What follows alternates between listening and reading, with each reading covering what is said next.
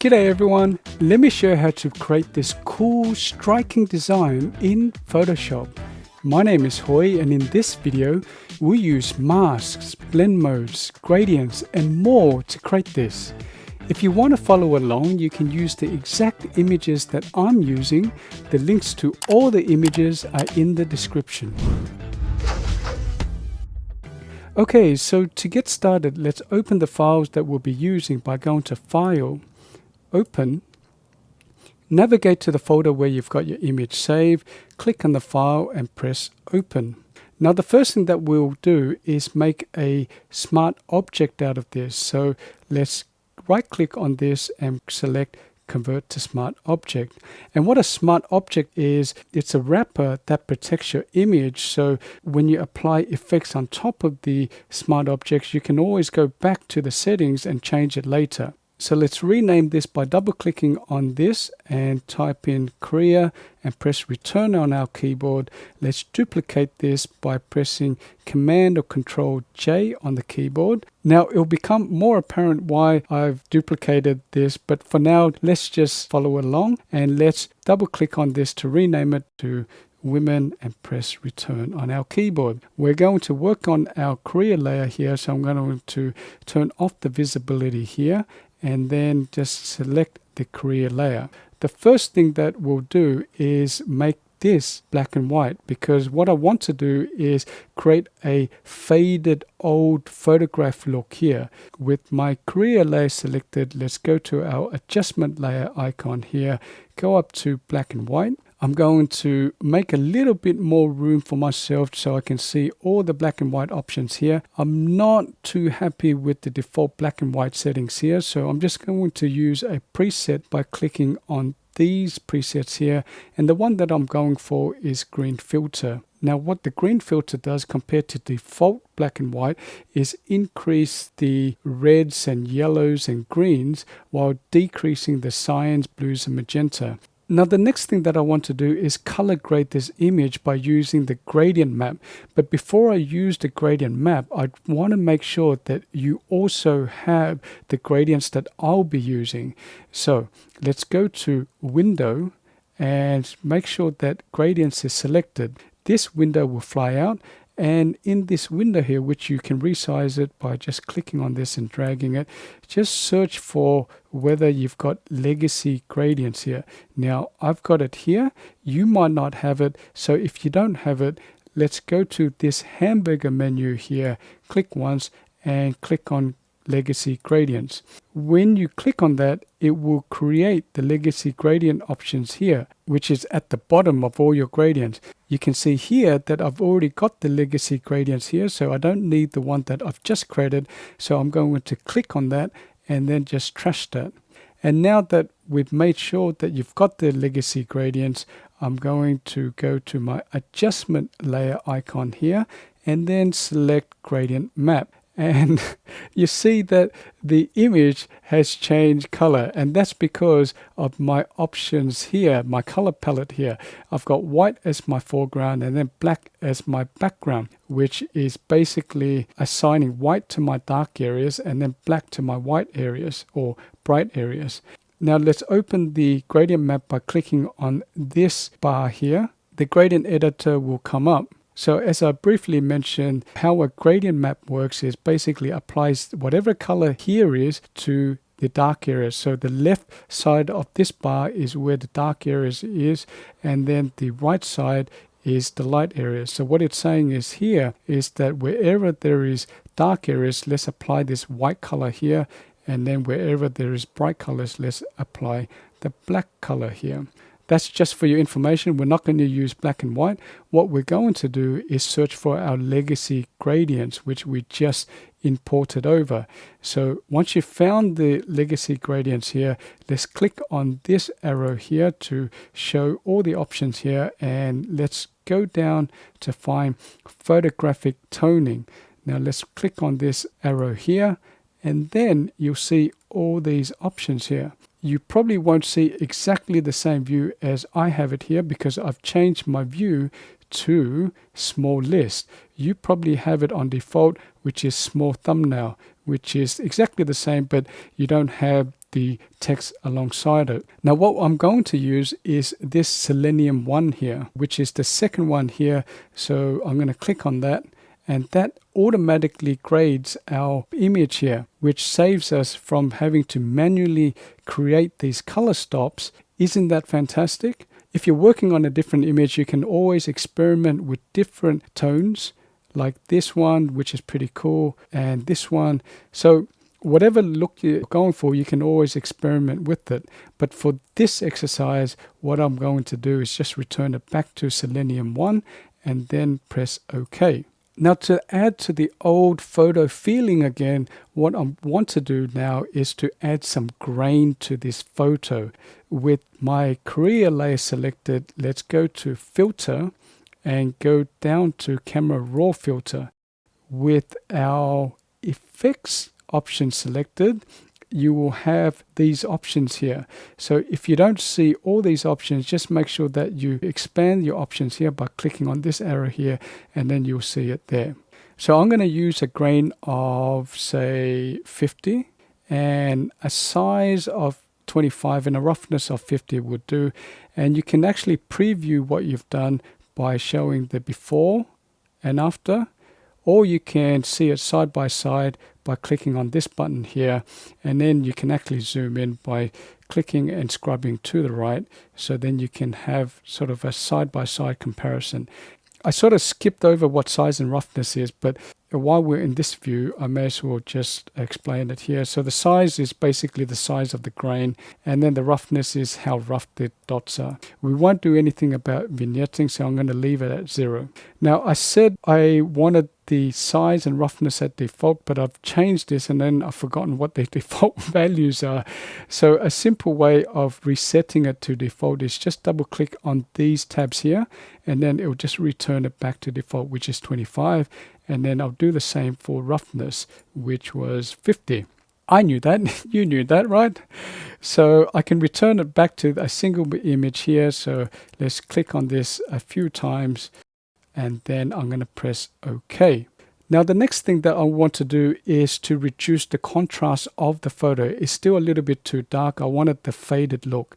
So with the Korea layer selected, I'm going to use a levels adjustment. Now not a levels adjustment layer, which is slightly different, and I'll just quickly show you the difference. I'm going to create a levels adjustment layer by going up to levels here, and what this does is bring up this menu option here, but it also creates a layer on top of my smart object here, which is not what I want. It's not the end of the world, but because I've already got a smart object, I just want to add another option here, just so I have neat layers. So I'm going to trash that by putting it into the trash can, and still with my Korea layer selected, I'm going to press Command or Control L on my keyboard, and it brings up the exact same menu options here, but instead it has created another option levels here instead of creating another layer on top of it.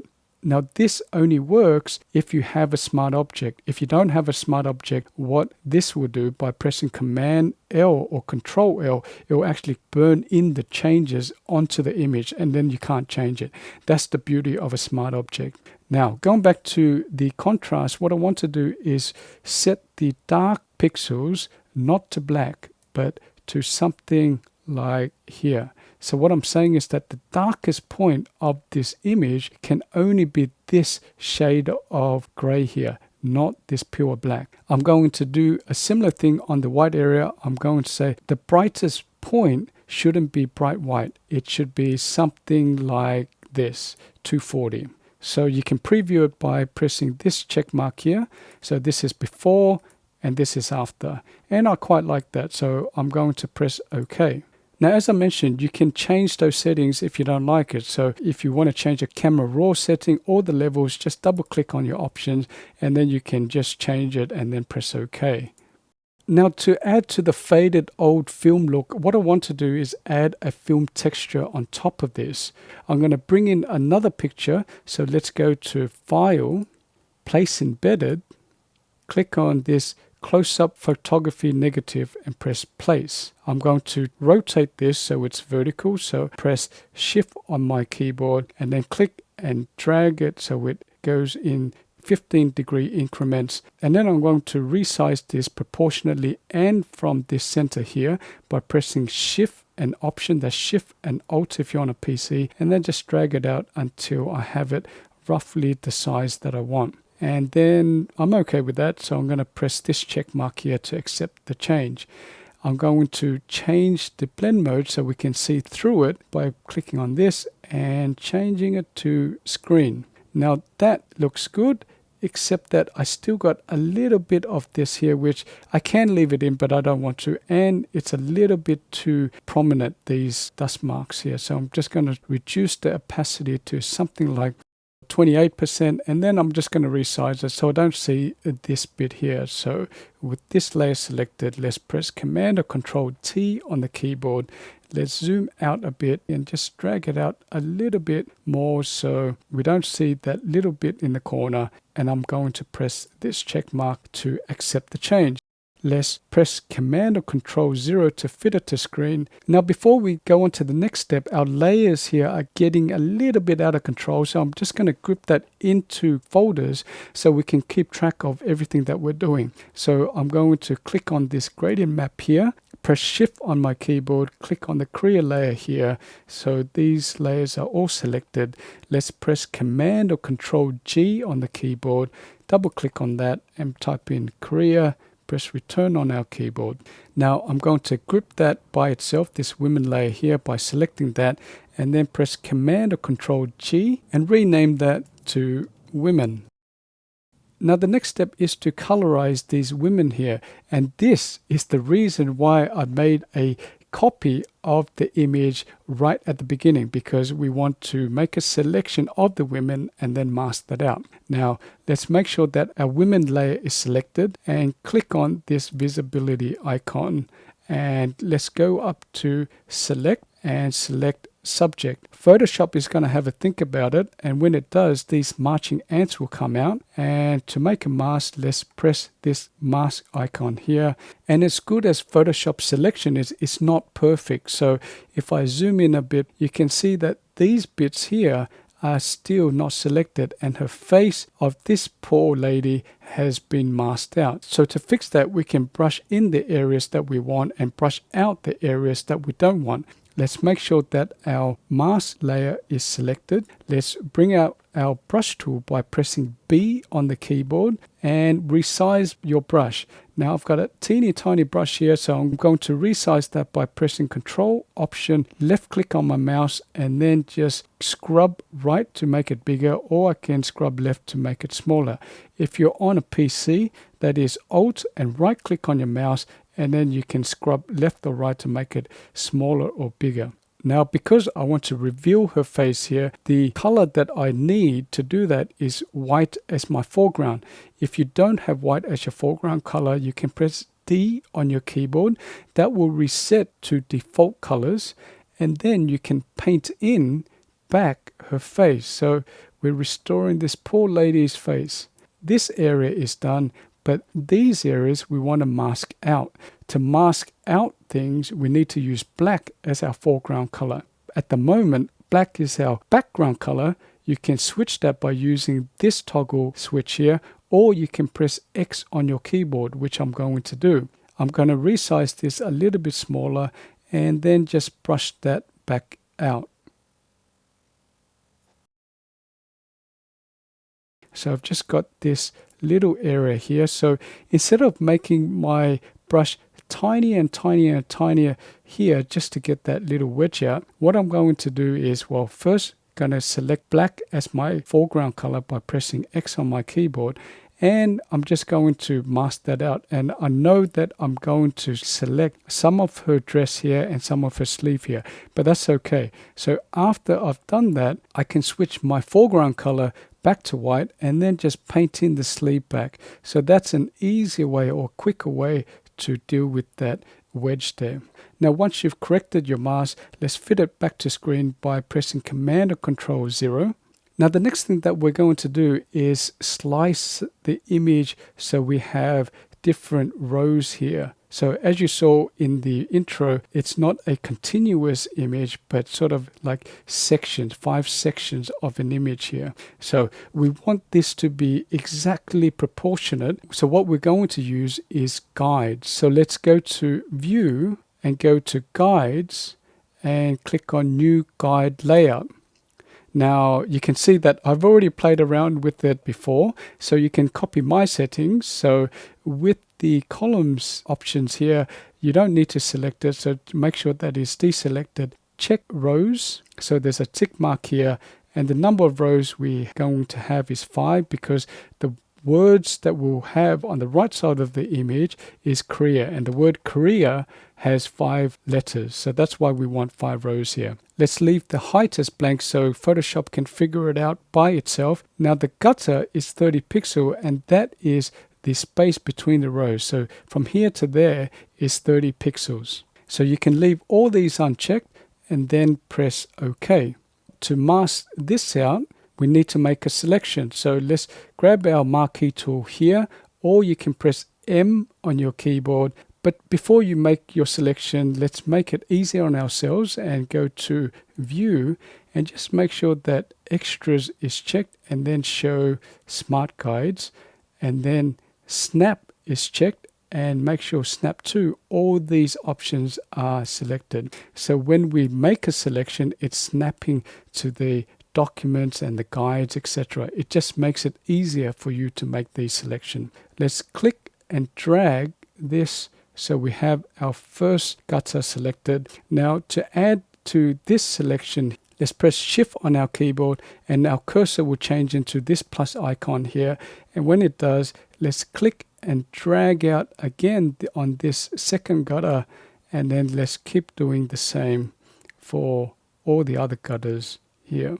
Now once you have that all selected, the layer that we want it masked out is not this women layer here. So the layer that we want masked out is here. So let's click on the Korea layer and then click on this layer mask icon here. But before we do, we need to inverse the selection. So on your keyboard, press Command Shift I, that's Control Shift I if you're on a PC, and then click on this layer mask icon here, and that will knock out the gutter here. Now the next thing that we'll do is create the actual text here, so the words Korea here. So I'm going to collapse this just to make it tidy, and I'm going to select my text tool by clicking on this icon here, or you can press T on your keyboard. The font that I'm going to be using is Acumen Pro Condense, and the option I'll be using is Ultra Black. Now you can use any other font that you want. You don't have to copy me, but the only advice that I'll give is that you want a bold font so you can see the effect after we've done it. Now you can choose the color of your text here by clicking on this color box here, and then I'm going to choose white. Now the color doesn't really matter, it will be replaced anyway. The reason why I'm choosing white is because I want to see what I'm doing against this dark background here. Let's select white and then press OK. I'm going to press once here and then press capital K for Korea, and then press this check mark to accept the change. So I want the height of the text to be from here all the way down to here. Now the problem with leaving it as a text layer is not very precise when I resize it. So let's show you what I mean. So with my K layer selected, I'm going to press Command or Control T on the keyboard, and you can see that the bounds of this text layer doesn't align to the baseline here. So when I resize it, I have to manually sort of eyeball this and go, okay, well, the baseline of the K is where the guideline is here, and then I have to do it for the top. Now that's a manual way, and you can certainly do it that way, but I like to be very precise, so I don't want to do it manually. So what I'm going to do is a different way, which I'll show you in a sec after I've written out the words Korea. So let's cancel that, and I'm going to duplicate this K. But before you do, just make sure that you've got your move tool selected, which is V. And once you've got that, let's press Option or Alt if you're on a PC, click and drag out a duplicate, and then release your mouse. I'm going to double click on that and then press O. Gonna accept that and then do the same until I spell the word Korea. I'm going to fit it to screen by pressing Command or Control 0. And now I'm going to convert all these letters to shapes. So I'm going to click on this first layer here, press Shift on my keyboard, and then click on the K layer. I'm going to right click on the A and then go to Convert to Shape. These are shapes now. It's not editable. It's exactly like if it were a rectangle or a triangle. It just so happens that the shape looks like text. Now, as I mentioned, the reason why I wanted to do that is so I can have precise control over how I resize this. Remember, I want the letters to be exactly the height from here to here, but I don't know what the height is. So what I can do is use the ruler tool in Photoshop.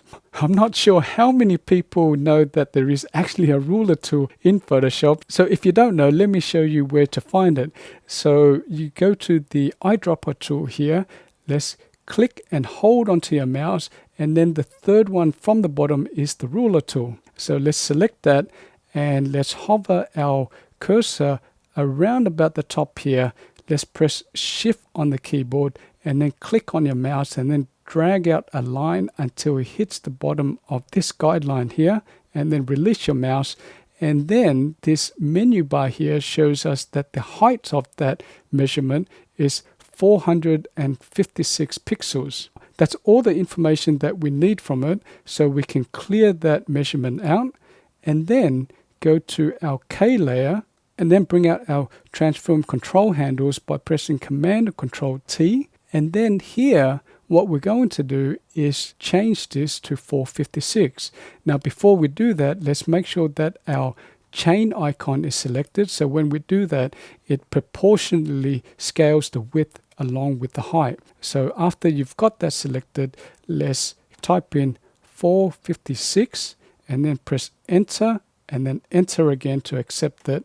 And then do the same for all the other letters. So I'm going to do one more with you and then I'm going to speed it up until I finish. Let's select our O layer and bring out our transform control handles by pressing Command or Control T and make sure that our link is checked here. Click on the H field, type in 456, press Return on the keyboard twice, and I'm going to do the rest. Now that we've resized all our letters, we can move them into place. So let's select our Move tool by pressing V on the keyboard. And I'm going to start off with this K here. Instead of going all the way to the Layers panel here and then going back to the K to select it, what I can do is temporarily activate the Auto Select option here by pressing Command on my keyboard, that's Control if you're on a PC, and then click on the K. That will automatically select the K layer because I've clicked on the K, and now I can move that to the position that I want.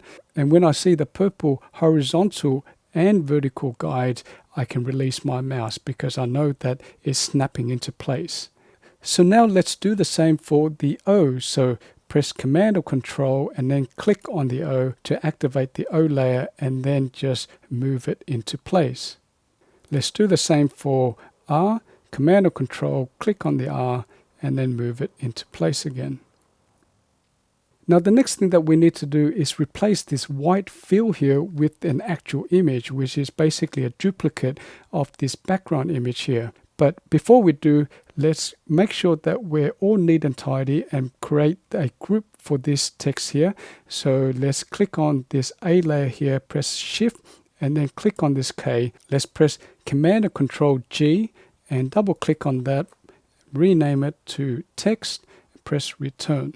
So before we clip an image to this text layer here, which basically will replace this white layer here, I'm just going to mask this layer here so we don't see these little bits of image to the right of the text layer here. Let's grab our polygonal lasso tool. Now the default is the normal lasso tool, so let's click and hold until these options fly out, and then click on the second option, which is the polygonal lasso tool. Now I need to make a selection just on top of this, and I don't have room, so let's zoom out by pressing Option and scroll wheel mouse down. That's Alt if you're on a PC and scroll wheel mouse down. That's a little bit too much, so I'm going to do this and then just click once outside of the canvas. Just make sure that you don't go across this negative space here, so just work around it and then just go all the way down here, come across, and then tie it back together. You can tie it back together when you can see this O symbol next to your cursor here. And then what we want to do is basically mask out this area, so we need to inverse our selection. So let's press Command Shift I, that's Control Shift I if you're on a PC. And the layer that we want to mask out is not this text layer, but it's actually the background layer here. So the background layer here is in the clear layer here. But the only problem is that it's already got a mask, and this mask is masking out this gutter here. So we've got a problem here. But don't worry, it's solvable. What we can do if we want two masks on the same image is create a folder. So let's click on this and press Command or Control G, and that will create another folder. Let's double click on that and just rename it to Clear. And then let's go to our mask layer icon here, and that has masked this out. Now the next step is to add a image in this white area here. So we need to clip a copy of this image, this background image, to this text layer. So to do that, we're going to create a stamp visible layer. So we need to select the layers that we want to show. So we don't want to show these gutters here, we don't want to show this women here, and we don't want to show this mask here. So we need to disable everything that we don't want to show and only show what we want to show, if that makes any sense. Let me just do it, and it might make a little bit more sense as we do it. So I'm going to turn off this layer here, going to turn off this women layer here. I'm going to turn off this mask here. Now I can't just turn off this layer because everything else disappears. So to turn off this mask here, what I can do is press Shift and then click on this mask, and the gutters reappear. And what I want to do is bring back what I masked here. So again, I'm going to hide this mask here by pressing Shift and then clicking on this mask. And that will return it back to this image here. Now I'm going to hide these guidelines here so we can see it a little bit better. The keyboard shortcut is Command semicolon, that's Control semicolon if you're on a PC. One more thing before we can create a stamp visible layer. You have to make sure that the layer that you're on is visible. So if I'm on the text layer which isn't visible, it won't create the stamp visible layer. So just select any visible layer here, and then on a Mac press Command Option Shift E. That's Control Alt Shift E if you're on a PC, and that will make exactly the same image but on one layer. Now what I want this layer to do is to be clipped to this text layer. So before I do that, I'm going to turn on everything back. So with Shift selected on my keyboard, I'm going to click once on the layer mask here. I'm also going to bring back this mask here. Again, it's Shift and then click on this mask. Now you won't see anything happening because what we're seeing is that this layer is taking precedence over all these layers here. So if I turn off this layer, you can see that these effects have come back in. Now what I want to do is open this text group here and then click and drag this layer all the way to the top here. It's still inside the text folder here. I'm going to turn on the visibility of this layer, and I need to clip this image to all these words here. So if I just clip it without grouping it, it's just going to apply to this layer here, this A layer. So what I can do is click on this and then press Shift and click on the K layer. I can right click it and then convert it to Smart Object. And then once I've got it as Smart Object, I can create a clipping mask. So I'm going to hover my mouse between these layers here. I'm going to press Option or Alt on my keyboard, and then I'm just going to move my cursor until this down arrow with a box comes out, and then click here to create a clipping mask. And that's how you get the cool effect of this image here.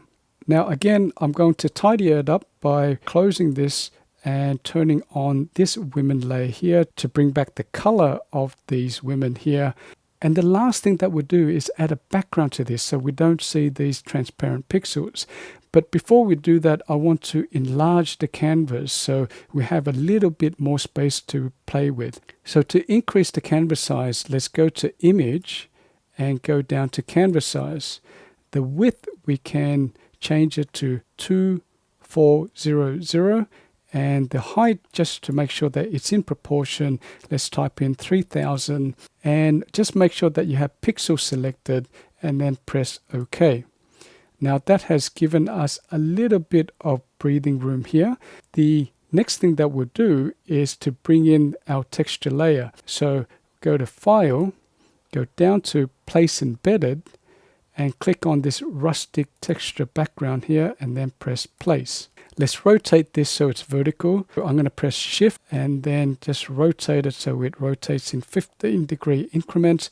Once it's vertical, I'm just going to scale it up a little bit more.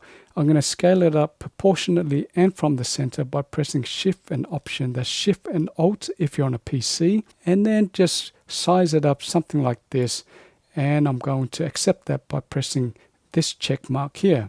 Now obviously this is obscuring everything that we've done, so I'm going to move this layer all the way down the bottom using a keyboard shortcut. So let's select this layer here and press Command Shift and left bracket key. That's Control Shift left bracket if you're on a PC, and then that will jump it all the way down to the bottom. Now just a minor point before we wrap up.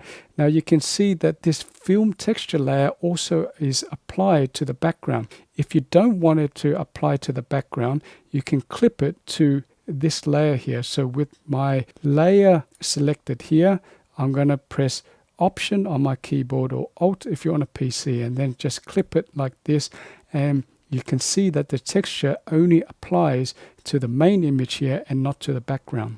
And that's how you can create this cool, striking design in Photoshop. Now let's just review what we've done. I'm going to turn off the visibility of all these layers and start from scratch. So we started off with this original image here.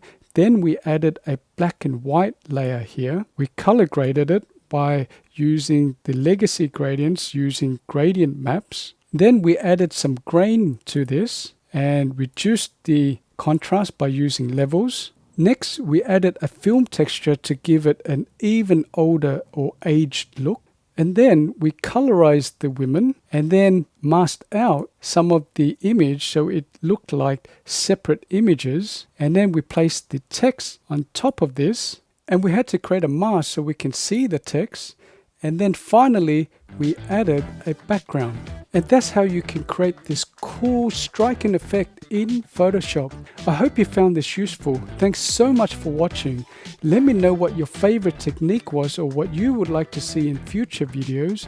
If you want to continue to level up your Photoshop skills, make sure that you check out my other videos where I have explainer videos to make you go from beginner to pro in no time.